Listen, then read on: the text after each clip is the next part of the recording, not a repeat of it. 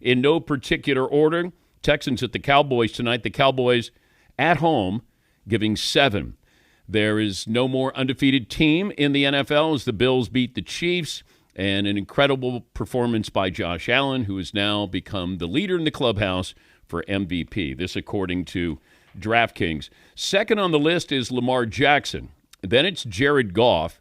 If Jared Goff didn't have that game where he threw 4 interceptions, was it 4 or 5? 5. 5 interceptions. He might be above Lamar Jackson, but right now it's Josh Allen, Lamar Jackson, Jared Goff, Jalen Hurts, and then Patrick Mahomes.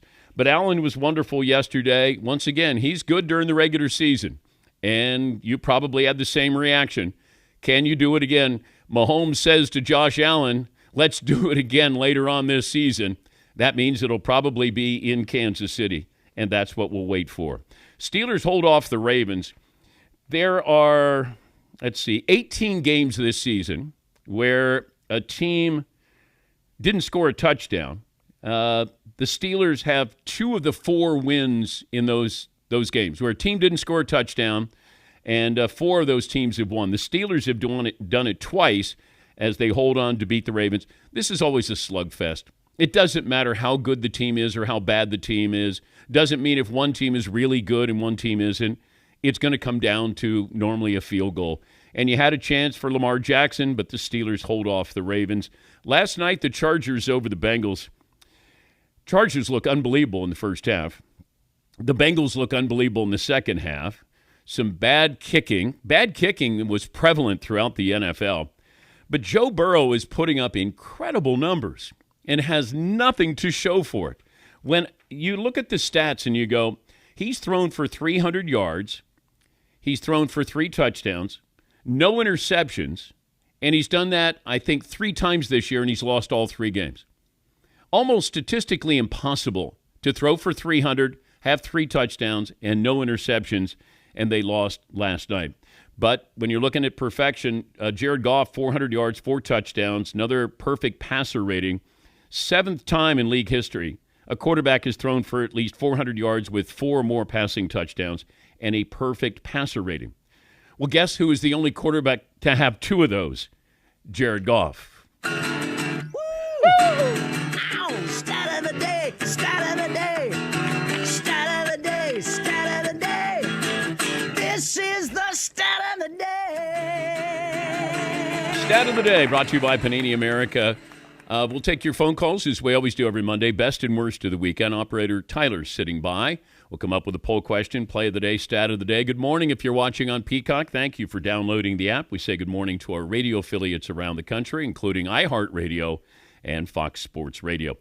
I like the Seahawks. I thought they were a playoff team. That's a big win against the Niners. And I like what I saw with Anthony Richardson. Anthony Richardson is younger than Shedeur Sanders by a couple of months. And I'm glad that the Colts went back to him. I'm glad Carolina went back to Bryce Young. We forget. We're kicking kids to the curb when they're 21, 22, 23. Give them a little bit of time. Try to have some patience. And I was happy for Richardson. I don't have a rooting interest, but I did root for him to play well. Oh, look who's got all their Bronco gear on. Yeah. We're back. It's we. We're back. Still got a long way to go. Got to go 4-2 the rest of the way to get to 10 wins. They Blocked do. field goal was bad. They do, not we do, right? They, you. I'm on the fence right now by where things are going. You guys blew out the Falcons. Congratulations. 3rd place in the division, and we got to go 4-2 to get to 10 wins. Still got to play the Chargers and Chiefs again. I watch the Falcons, and I go, yeah, that's the team I picked to win the division, too. What is wrong with them? And then Kirk D. Cousins gets benched for Michael Penix Jr. III. I'm like, okay. Maybe a little spark there, a little drama. All right. What other poll questions do you have, Seton O'Connor? Oh, man. Let's see. Why don't we start with our Monday regular worst loss of the weekend? Ooh, okay. Worst loss of the weekend. Your Tennessee Feels Volunteers. like the Bengals. Oh, I thought. Well, yeah, that's right. It can be anybody. It could be anybody. We could start with your Bengals. It feels like it could be the Bengals every week where you watch them and you go, what's missing here? That, I don't know. You can't have this kind of season statistically. And before the season started, I had Joe Burrow as my dark horse MVP. But they could have won it. Herbert almost threw a pick six. I mean, I'm not completely confident with the Chargers with what they did, but they won the game. Todd, do you have a worst loss of the weekend candidate? The worst loss of the weekend, I'm going to give to Marvin's 49ers. I watched that unfold, and they had the game. They're in San Francisco in a very tight NFC West playing a division rival, and to not spy Geno Smith or have an answer to him just running like that right into the end zone with 12 seconds left in the game, that was just brutal. Hey, good for Geno Smith. I mean, that's not as impressive as Josh Allen's run, but, man, it's up there. That's a big clutch performance by him, and the 49ers are in last place. Now, granted, I think they're a game and a half out of first place, but they're in last place right now. And the Rams taking care of business against the Patriots, because I thought that's one of those tricky games. That Drake May and the Patriots, Rams coming cross-country, going to play at 1 o'clock, and Matthew Stafford was awesome. I said that, to me, the worst loss of the weekend might have been the Jacksonville Jaguars. Now, they were 14-point underdogs against Detroit. I didn't think they would win, but I didn't think they would go out the way they did, 52-6. By the way, that score has never happened in the history of the NFL, 52-6.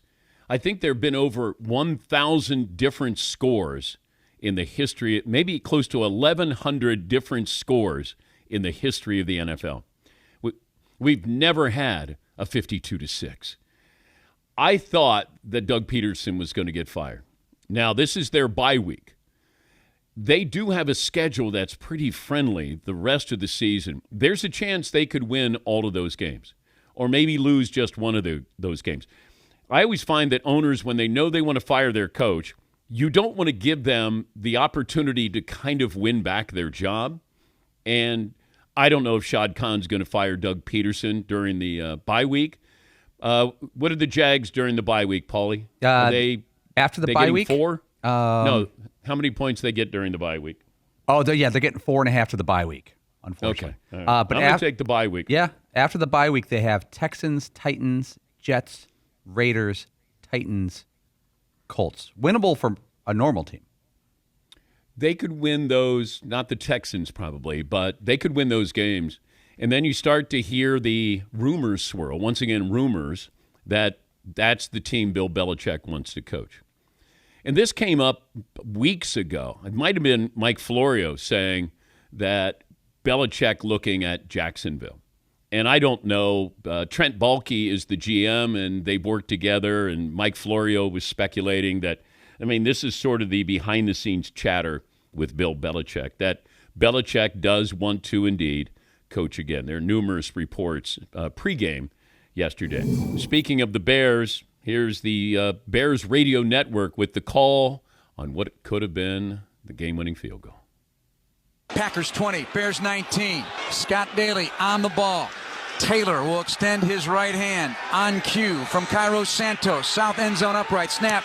Placement. Kick is blocked by the Green Bay Packers.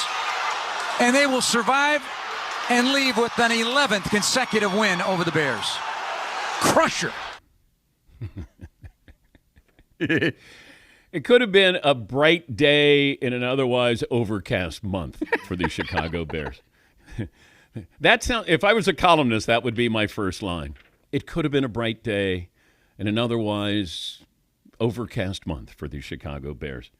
Here is Matt Eberflus, the Bears head coach, on his locker room.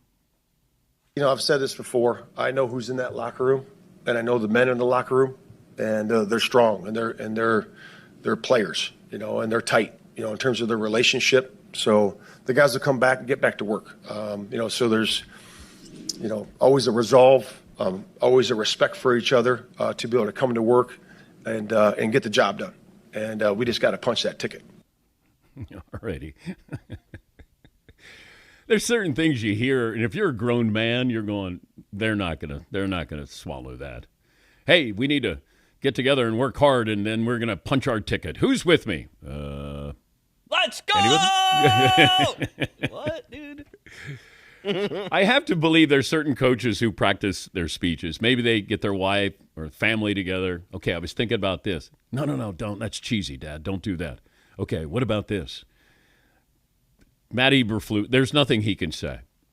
In fact, there's too much attention directed toward the Chicago Bears. They're not a good team. They'll have a new coach next year. Their quarterback has not played well. He's been outplayed by at least 2 fellow rookie quarterbacks and maybe 3. Bo Nix was great yesterday. Played wonderful. You know, he's athletic. What do you have, 4 touchdowns? They played great. They're a playoff caliber team. I thought Drake May played pretty well in the loss to the Rams. Jaden Daniels. I mean, Caleb Williams, kind of waiting for him to show up here. Probably won't happen until next season.